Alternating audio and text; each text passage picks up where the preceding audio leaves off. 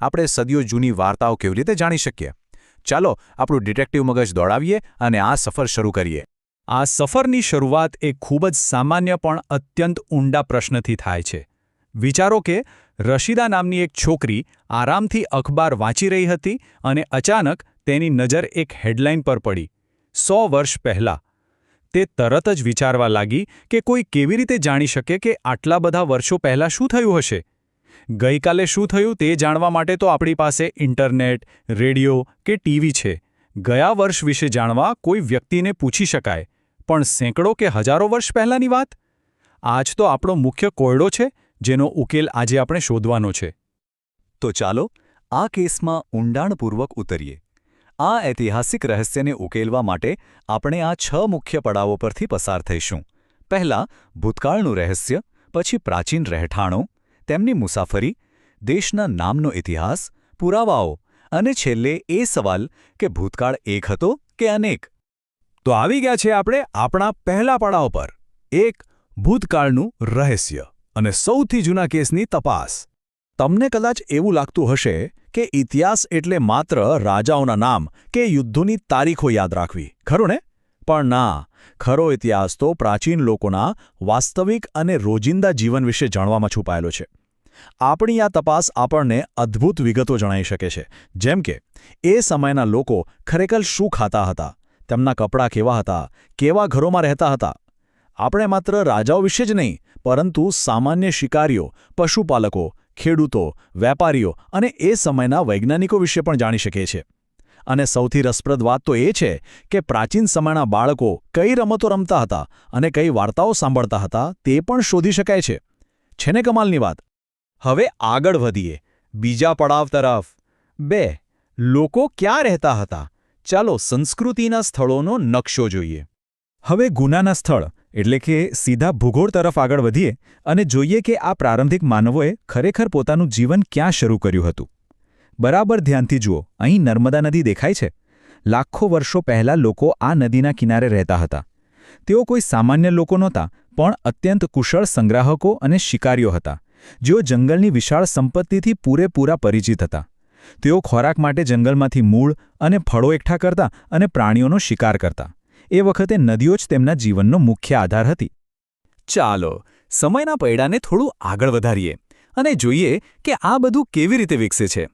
માનવ વસવાટ ધીમે ધીમે કેવી રીતે આગળ વધ્યો તે આ સમયરેખા પરથી સ્પષ્ટ થાય છે.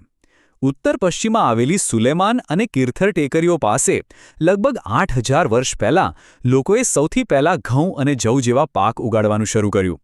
વિચારો, એ પહેલી ખેતી હશે. પછી 2700 વર્ષ પહેલાં સિંધુ નદીના કિનારે પ્રારંભિક શહેરો ખીલ્યા અને 2500 વર્ષ પહેલાં તો ગંગા અને સોન નદીઓની આસપાસ મોટા શહેરો અને શક્તિશાળી મગધ જેવા સામ્રાજ્યોની સ્થાપના થઈ ગઈ હતી. આ પહોંચ્યા આપણે ત્રીજા પડાવ પર. 3. ઉપખંડની મુસાફરી અને પ્રારંભિક માનવોની હિલચાલ. એવું બિલકુલ ન હતું કે લોકો માત્ર નદી કિનારે વસીને જ અટકી ગયા. આ વિશાળ નકશા પર આપણા પૂર્વજોએ કરેલી અદ્ભુત મુસાફરીઓનો ઇતિહાસ પણ એટલો જ રોમાંચક છે. હિમાલય જેવા ઊંચા પર્વતો, રણ અને વિશાળ સમુદ્રોને કારણે તે સમયે મુસાફરી અત્યંત જોખમી હતી. છતાં લોકો કામની શોધમાં, પૂર કે દુકાળ જેવી આપત્તિઓથી બચવા કે પછી લશ્કરી જીત માટે સતત ફરતા રહેતા. વેપારીઓ કિંમતી વસ્તુઓ લઈને જતા અને ધાર્મિક ગુરુઓ ઉપદેશ આપવા ગામે ગામ જતા. કેટલાક તો ફક્ત સાહસ માટે જ નવી જગ્યાઓ શોધવા નીકળી પડતા. આ સતત ફરતા રહેવાની વૃત્તિને કારણે જ લોકોના વિચારોનું આદાનપ્રદાન થયું અને આપણી સાંસ્કૃતિક પરંપરાઓ આટલી સમૃદ્ધ બની. અને હવે ચોથો પડાવ. 4. આપણા દેશનું નામ કેવી રીતે પડ્યું, એટલે કે આપણી ઓળખના મૂળ. મુસાફરી અને ભૂગોળની આટલી વાત કર્યા પછી હવે આપણે ખુદ આ જમીનની ઓળખની તપાસ કરીએ. ખરેખર આ બે નામોના ઇતિહાસ વિશે સૌથી રસપ્રદ બાબત એ છે કે આપણે જેને ઇન્ડિયા કહીએ છીએ તે શબ્દ ઇન્ડસ એટલે કે સિંધુ નદી પરથી આવ્યો છે. બહારથી આવેલા ઈરાનીઓ અને ગ્રીકોએ 2500 વર્ષ પહેલાં આ નદીની પૂર્વમાં આવેલી જમીનને ઇન્ડિયા કહ્યું. જ્યારે બીજી તરફ ભારત નામનો ઉપયોગ શરૂઆતમાં ઉત્તર પશ્ચિમમાં રહેતા લોકોના એક ચોક્કસ સમૂહ માટે થતો હતો, જેનો ઉલ્લેખ 3500 વર્ષ જૂના સંસ્કૃત ગ્રંથ ઋગ્વેદમાં જોવા મળે છે.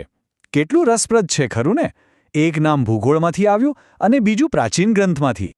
હવે વારો છે 5મા પડાવનો 5 ભૂતકાળના પુરાવા અને ઇતિહાસના ભૌતિક પુરાવા આપણા ઇતિહાસના ડિટેક્ટિવો માટે હવે સમય આવી ગયો છે કે તેઓ જમીનમાંથી અને જૂના ખંડેરોમાંથી મળેલા નક્કર અને વાસ્તવિક ભૌતિક પુરાવાઓ પર નજર નાખે સૌથી પહેલા અને મહત્વના પુરાવા છે હસ્તપ્રતો જેને અંગ્રેજીમાં મેન્યુસ્ક્રિપ્ટ્સ કહેવાય છે મેન્યુ એટલે હાથ અને તેમાંથી આ શબ્દ બન્યો છે હાથથી લખાયેલું આ હસ્તપ્રતો ખૂબ જ નાજુક તાડના પાંદડાઓ અથવા હિમાલયમાં થતા ભુર્જ વૃક્ષની છાલ પર લખવામાં આવતી હતી આમાં એ સમયની ધાર્મિક માન્યતાઓ વિજ્ઞાન અને સુંદર કવિતાઓ સચવાયેલી છે હવે આ જુઓ આ બહુ જ સુંદર રીતે સ્પષ્ટ કરે છે કે પુરાવાઓ કેટલા અલગ અલગ પ્રકારના હોઈ શકે છે એક તરફ એકદમ નાજુક હસ્તપ્રત છે ઘણા વર્ષોમાં જીવજંતુઓએ આવી કેટલી હસ્તપ્રતોનો નાશ કરી દીધો હશે કારણ કે તે પાંદડાઓ પર હતી પણ બીજી તરફ કઠોર પથ્થર કે ધાતુ પર કોતરેલા અભિલેખો એટલે કે ઇન્સ્ક્રિપ્શન્સ છે રાજાઓ પોતાના આદેશો કે યુદ્ધમાં મેળવેલા વિજયોની નોંધ આવી મજબૂત સપાટી પર કરાવતા હતા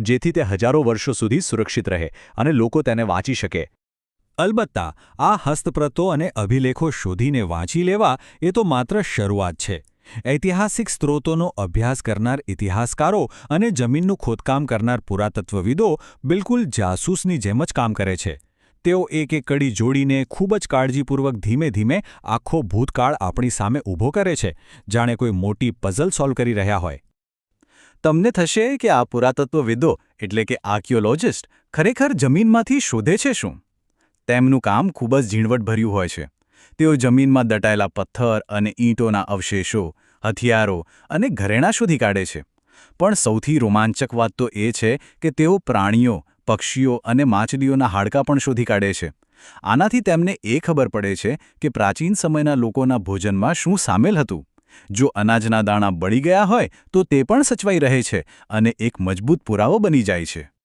આ જુઓ ખોદકામમાંથી મળેલો આ 4700 વર્ષ જૂનો ઘડો માત્ર કોઈ સામાન્ય વાસણ નથી પણ એક ઉત્કૃષ્ટ કળાનો નમૂનો છે આના પરથી આપણે સમજી શકીએ કે પ્રારંભિક માનવો માત્ર પેટ ભરવા માટે જ સંઘર્ષ નહોતા કરતા પરંતુ તેઓ સુંદરતા અને કલાના પણ એટલા જ ચાહક હતા તેમનું જીવન માત્ર ટકી રહેવા પૂરતું સીમિત નહોતું હવે આ 2500 વર્ષ જૂના ચાંદીના સિક્કાઓ પર નજર કરો આજના આપણા ગોળ અને સુવ્યવસ્થિત સિક્કાઓ કરતાં આ કેટલા અલગ છે આ સિક્કાઓ એ વાતનો નક્કર ભૌતિક પુરાવો છે કે તે સમયે વ્યાપાર અને વાણિજ્યનું અસ્તિત્વ હતું અને લેવડદેવડ માટે લોકો એક નિશ્ચિત વ્યવસ્થાનો ઉપયોગ કરતા હતા વ્યાપાર વિના આવા સિક્કાઓનું કોઈ કામ જ નહોતું અને હવે આપણે આવી ગયા છીએ આપણા છેલ્લા અને છઠ્ઠા પડાવ પર એક ભૂતકાળ કે અનેક શા માટે ઇતિહાસ માત્ર એક સિંગલ વાર્તા નથી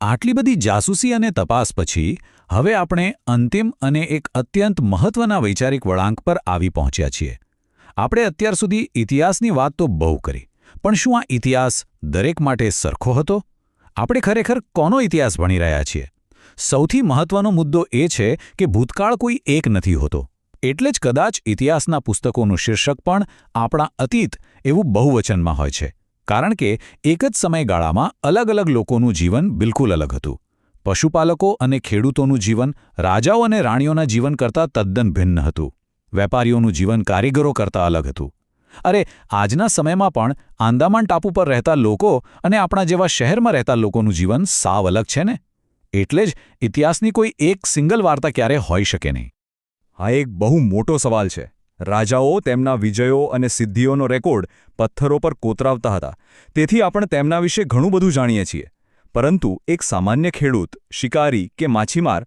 પોતાના રોજિંદા કામોની નોંધ રાખતા ન હતા એટલે જ પુરાતત્વ વિજ્ઞાન આપણને તેમના જીવનના ટુકડાઓ ભેગા કરવામાં મદદ કરે છે છતાં ઘણું બધું હજુ પણ અજાણ જ છે આ ખરેખર વિચારવા જેવો પ્રશ્ન છે કે જે ઇતિહાસ આપણે આજે જાણીએ છીએ તે કદાચ પૂરેપૂરો તો નથી જ આ વિચાર સાથે આપણે આપણી આજની આ ઐતિહાસિક ડિટેક્ટિવ સફર પૂર્ણ કરીએ છીએ આશા છે કે આ વિશ્લેષણથી તમને કંઈક નવું અને રોમાંચક